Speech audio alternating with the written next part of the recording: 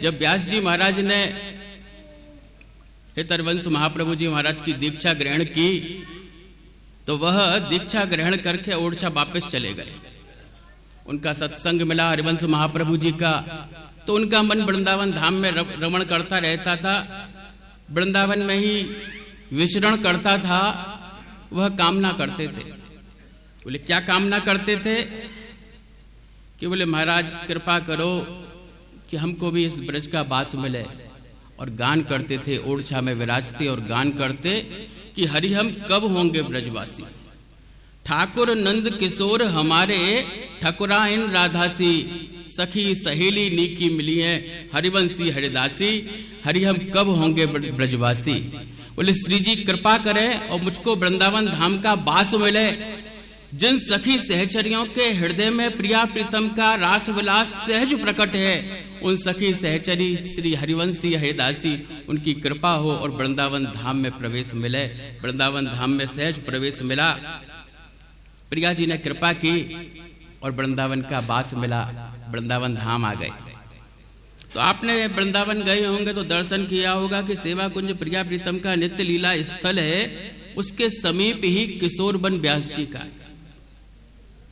तो व्यास जी महाराज किशोर वन में विराजते और रोज प्रिया जी के नित्य विहार स्थल सेवा कुंज की सोहनी सेवा करने आते थे और गान करते थे उन कुंजों में बैठ के कि किशोरी तेरे चरणन की रज पाऊं, बैठी रहूं कुंजन के कोने श्याम राधिका गाऊं, जो रस शिव संकादिक याचत सो रस शीस चढ़ाऊं, व्यास स्वामिनी की छवि निर्गत विमल विमल जस गाऊं, किशोरी तेरे चरणन की रज पाऊं। बहुत सेवा की व्यास जी महाराज ने। सेवा करते करते एक दिन प्रिया जी उनकी सेवा पर रीझ कर प्रसन्न हुई, तो प्रसन्न होके व्यास जी से बोली कि व्यास मैं बहुत प्रसन्न हूं, तू मुझसे जो मांगना चाहे वो मांग ले, मैं तुझको राज्य देती हूँ, संपदा देती हूँ, तुझको वैभव देती हूँ। तो व्यास जी महाराज बोले कि बोले महाराज इन सब का तो त्याग कर वृंदावन धाम आया हूँ। तो बोले महाराज आप तो कृपा करो और इस वृंदावन धाम का अखंड वास प्रदान करो। आप महाराज कृपा करो, मुझे अपने सखी परिकर में सम्मिलित कर लो। तो व्यास जी महाराज का बड़ा सुंदर पद है कि किशोरी मोहे अपनी कर लीजिए। बोले और दियो कछु भावत नाही, वृंदावन रज दीजे, खग मृग पशु पंछी जे यावन के चरण शरण रख लीजिए। किशोरी मोहे अपनी कर लीजिए। मेरे इतने प्रारब्ध, मेरे इतने भाग्य, मेरे श्रेष्ठ कर्म है कि नहीं महाराज, मैं यह नहीं जानता। यदि मुझे फलस्वरूप सखी स्वरूप वृंदावन में आप अपने परिकर में सम्मिलित ना करें तो खग मृग पशु पंछी जे यावन के किसी भी रूप में महाराज मुझे इस दिव्य वृंदावन धाम की कुंज निकुंज का सहज वास प्रदान करें।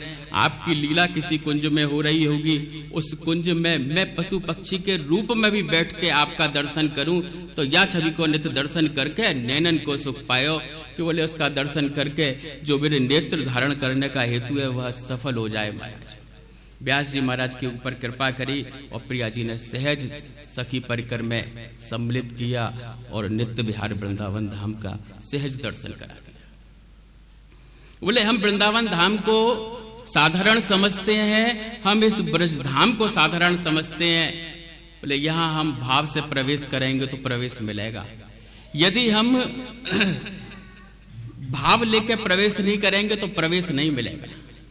आप देखिएगा कभी वृंदावन जाइएगा तो दिल्ली आगरा हाईवे पे है, वृंदावन धाम है, छठीकरा बिल्कुल दिल्ली है, लाखों आदमी रोज निकलता है। उनके प्रारब्ध में ठाकुर जी ने प्रणाम का सुख भी नहीं लगा।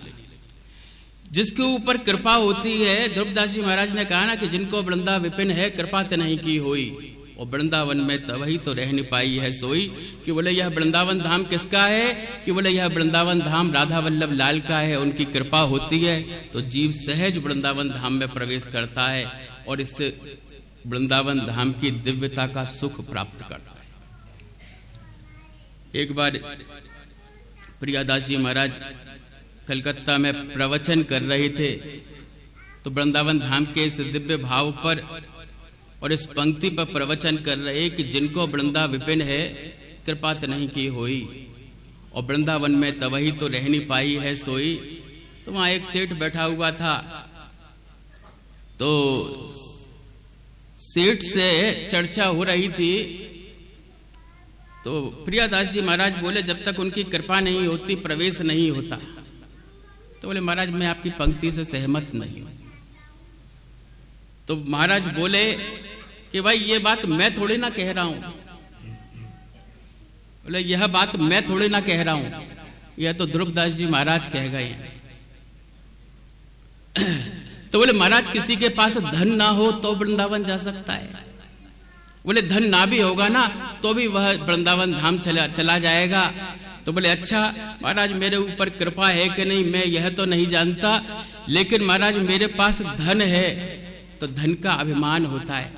बोले महाराज ठीक है, मैं वृंदावन का रिजर्वेशन कराता हूं, वृंदावन जाऊंगा। रिजर्वेशन कराया, रिजर्वेशन कराने के पास जब जाने की तैयारी करी तो बड़ी प्रसन्न अवस्था में आ रहा था, तो ट्रेन में सेवकों ने सामान लाके रख दिया और जैसे ही प्लेटफार्म पे पहुंचा तो पैर स्लिप हो गया, फ्रैक्चर हो गया, वृंदावन आ नहीं पाया। कुछ दिनों बाद प्रियादास जी महाराज से फिर मिला, तो प्रियादास जी महाराज बोले कि भैया वृंदावन हो आए? बोले महाराज मैं जा नहीं पाया, मेरा फ्रैक्चर हो गया, महाराज जा रहा था तो फ्रैक्चर हो गया तो मैं जा नहीं पाया। प्रियादास जी महाराज बोले कि भैया तुझ पर कृपा नहीं, उनकी कृपा को मना। तो बोले महाराज कृपा है कि नहीं यह तो मैं नहीं जानता महाराज, ये तो परिस्थिति है, जब फ्रैक्चर ही हो गया तो मैं क्या जाता। तो बोले कोई बात नहीं, दोबारा रिजर्वेशन कराया, जाने का योग बना, तो फिर कोई परिस्थिति प्रतिकूल हो गई, फिर नहीं जा पाया। प्रियादास जी महाराज से मिला, प्रियादास जी महाराज बोले तू इतना हट कर रहा है, एक बार राधा वल्लभ लाल से प्रार्थना कर, उनकी कृपा होगी सहज वृंदावन में प्रवेश हो जाएगा। उसका जो अभिमान था ना वह अभिमान खंडित हुआ और खंडित होने के पश्चात उसने प्रार्थना करी। प्रार्थना करने के पश्चात श्री जी सहज कृपा मूर्ति, उन्होंने कृपा करी और वृंदावन धाम में सहज प्रवेश हुआ। बोले वृंदावन धाम में और उस ब्रजमंडल में हम प्रवेश करना चाहें तो बोले उनकी कृपा के बिना प्रवेश कर सकते हैं? बोले नहीं कर सकते। बोले उनकी कृपा को सदैव मनाएं, उनसे प्रार्थना करें तो वृंदावन धाम भी प्रकट होगा। और वृंदावन धाम का यह जो दिव्य भाव है, यह दिव्य भाव भी आपके हृदय में प्रकट होगा।